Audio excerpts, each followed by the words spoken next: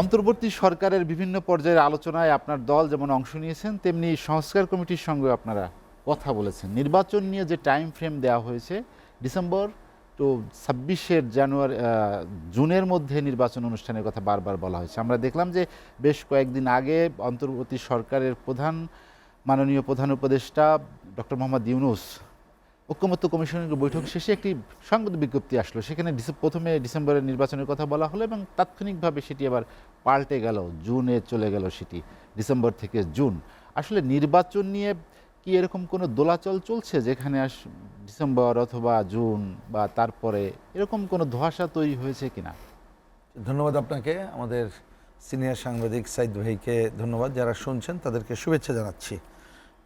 আসলে তো হচ্ছেই, এবং আমি এটা বলি, এই যে কথাটা বললেন যে ঐকমত্য কমিশনের সম্ভবত কয়েকজনের সাথে বৈঠকের পরে প্রথমে সরকারের পক্ষ থেকেই বলা হলো ডিসেম্বর, এবং এটা শোনার সাথে সাথে আমাদের অনেকের মনে হচ্ছিল বা অনেকেই মনে করছিল যে নির্বাচনে প্রথমে যে ধোঁয়াশাটা ছিল এটা কেটে গেল। তারপরে যেটা হলো সেটা আর এক জটিলতা তৈরি করলো। এখন এই যে আমি দুইটা শব্দ বললাম যে ধোঁয়াশা ছিল কেটে গেল আর একটা জটিলতা তৈরি করলো, আমি রাস্তায় হেঁটে চললে মানুষ যারা চেনে কথা বলে এরকম যখন বলছিলাম কয়েকজনের মধ্যে, একজন তারা উত্তর দিলেন, কয় যে ভাই আমরা তো টকশোতে যাই না, কথা বলতে পারি না, একটু কথা বলবো। আমি যে কী বলেন? তা বলে যে আপনার বলা উচিত, ধোঁয়াশা ছিল, এইটা নতুন কুয়াশা দিয়ে এইটা আর একবার ধোঁয়াশাকে ঢাকার চেষ্টা হচ্ছে মানুষের মধ্যে, আমরা বুঝতেই পারছি না কি হচ্ছে। বাস্তবে তো তাই। আমার তো বক্তব্য হচ্ছে যে আসলেই এইটা নিয়ে কালক্ষেপণ করা, মানে আমি এই ধোঁয়াশা তৈরির কথা বলছি, এটা তো অপ্রয়োজনীয়। কারণ এটা অপ্রয়োজনীয় বলে আমরা কিন্তু অন্য কোনো কাজে ঢুকতে পারছি না। ধরুন অধিকাংশ রাজনৈতিক দল এবং যা বাস্তবতা, যা আমরা দেখছি, তাতে করে ডিসেম্বরের মধ্যেই নির্বাচন, এবং আমাকে যদি জিজ্ঞেস করেন আরও আগে আমরা বলেছি তার আগেই নির্বাচন সম্ভব। নির্বাচন, ভালো নির্বাচনের জন্য প্রয়োজনীয় সংস্কার করে অবশ্যই সম্ভব আমরা মনে করি। তারপরে ঠিক আছে, ডিসেম্বর যখন অধিকাংশের আলোচনায় আসছে সেইটাকেই ওনার বলে দেওয়া দরকার যে নির্বাচন কমিশনকে যে ডিসেম্বরের শিডিউল তুমি সুনির্দিষ্ট করে ঘোষণা করো, কারণ ঘোষণা করবে তো নির্বাচন কমিশন। তাহলে আপনি অনেক সংকটের সমাধান হয়ে যেত। কেন? প্রথমত হচ্ছে তাহলে আলোচনা ওইটা আর থাকতো না, তাহলে থাকতো কোনটা, কে কী নির্বাচন করবে হিসাবের মধ্যে থাকতো। কিন্তু একটা বড় আলোচনার মধ্যে আমরা ঢুকতে পারতাম যে ওই নির্বাচনের আগে ভালো নির্বাচনের জন্য কী কী সংস্কার করা দরকার। হয়তো আজকের আপনার এই টকশোতে সেই আলোচনা আমরা করতে পারতাম।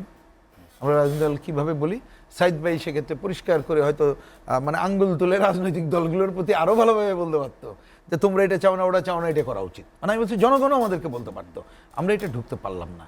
তো সুতরাং আসলেই ধোঁয়াশাটা থেকে যাচ্ছে এবং অনিশ্চয়তা থেকে যাচ্ছে। আরও অনিশ্চয়তা হচ্ছে কিছু 2-3টা দিক যদি আপনি দেখেন, ছোট করে এই কথাটা বারবার বলতো আমাদেরও খারাপ লাগে। উপদেষ্টা কেউ বললেন জনগণ নাকি তাকে বলছে 5 বছর থাকতে, আরেকজন উপদেষ্টা বললেন কে বলছে আমরা অনির্বাচিত, আমরা তো নির্বাচিত। আর প্রথম দিকে এসে তো আমাদের ধর্ম উপদেষ্টা বলছিলেন যে হাসিনার ডিউরেশন যতদিন ছিল ততদিন আমরা থাকব। তারপরও দেখা যাচ্ছে সরকার সমর্থক বলে খ্যাত তারা বলছেন যে কোনোভাবে প্রধান উপদেষ্টাকে এত বছর চাই। আমাদের সিনিয়র কেউ কেউ বলছেন 5 বছর কেন, 10 বছর কেন, প্রয়োজনে 17 বছর থাকবে। আবার কেউ কেউ শুনিয়ে এরকমও ওয়াজ নসিহত করছে যে নাম ধরে তুমি নির্বাচন বলা চাওয়ার কে। এইগুলো কিন্তু নতুন সংকট তৈরি করছে। তো এক্ষেত্রে সহজ কথা, কারণ আমরা জানি এই যত আমরা যে ঐক্যমত্যের ভিত্তিতে যে সংস্কার করে আগানোর কাজটা করছি, আপনি যদি এই ডিলে করতে থাকেন এই বহু কিছু তো ঐক্যমত্য হবে না। কোনটা হবে হবে না এটা কিন্তু বোঝা গেছে, এবং জেনারেল একটা পজিশন সবাই কিন্তু আছে যে ভালো নির্বাচনের জন্য যা যা সংস্কার সেটা করতে হবে, আর কতকগুলো প্রতিষ্ঠান গড়ে তোলার জন্য কতকগুলো সংস্কারের ব্যাপারে যেটা ঐক্যমত্য হবে সরকার সেই কাজ শুরু করুক, কোনো অসুবিধে নেই। তা আমি তো দেখি সুনির্দিষ্ট ডিসেম্বরের তারিখ ঘোষণা করলে তখন কিন্তু এই কাজগুলো যথাযথভাবে দ্রুততার সাথে করার দিকে অগ্রসর হওয়া যাবে। তাই না হলে আপনি 8 মাস গেল, আপনি বলেন কোন কাজটা হয়েছে?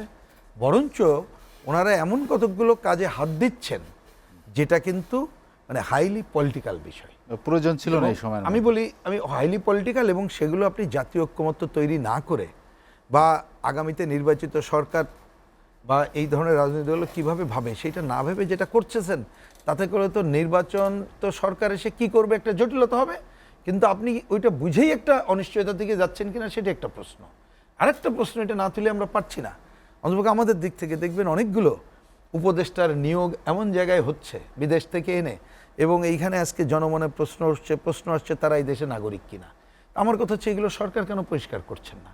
এবং রাস্তাঘাটে অনেকে আমাদেরকে বলেন যে আরে ভাই আপনারা হয়তো অনেক বেশি আশাবাদী মানুষ, আমরা রাস্তাঘাটের মানুষ, আমরা বুঝি এই ধরনের যারা আসছে তারা কি 5-6 মাসের জন্য থাকবে, তারা বোঝে যে নির্বাচিত সরকার হলে আমাদের রাখবে কিনা, সুতরাং তারাও চাইবে আরও নির্বাচন ডিলে হোক। খালি শুধু এই সরকার সমর্থক কেউ কেউ না, যাদেরকে এনে বড় বড় দায়িত্ব দেওয়া হচ্ছে তারাও নানা অজুহাতে একটা সংকট তৈরি করবে। তো ওনারা ইনোসেন্ট মানুষ, সাধারণ মানুষের বক্তব্যেই। আর আমি রাজনৈতিক একজন কর্মী হিসাবে দেখি যে দেশ এতে করে শুধু গণতন্ত্রহীনতা আরও বড় ধরনের সংকটে পড়ে যেতে পারে যদি রাজনৈতিক দলগুলোকে আস্থায় নিয়ে দ্রুততার সাথে নির্বাচনের সুনির্দিষ্ট তারিখ ঘোষণা করে। আপনি যেটি বললেন যে বাইরে থেকে যাদেরকে নিয়ে আসা হলো, বিভিন্ন দায়িত্ব দেওয়া হলো, তাদের মধ্যে কি একটা ধরনের আন্ডারস্ট্যান্ডিং আছে যে এতদিনের জন্য তারা আসছে, যেটি হয়তো আপনাদের সামনে খোলাসা করা হচ্ছে না? না, আমি সবটা বলতে পারবো না। শুধুমাত্র যে ঐক্যমত্য কমিশনের যাকে ভাইস চেয়ারম্যান করা হয়েছে, ভাইস চেয়ারম্যান, আমি যে মনির হায়দারের কথা বলছি, ওইটা আমরা যতদূর জানি বোধহয় 6 মাসের জন্য, যদি আমি ভুল না করি। আর বাকিগুলোতে এরকম কোনো ডিউরেশন নাই। আরও যখন আপনি উপদেষ্টার পরে আরও পদমর্যাদা দিচ্ছেন, তার মানে এই সরকার কথার কথা 40 বছর থাকলে 40 বছর উপদেষ্টাও রাখতে পারেন। মানে পরিস্থিতি তো এরকম, সেইখানে তো কোনো আমরা বাদ বিচার দেখছি না।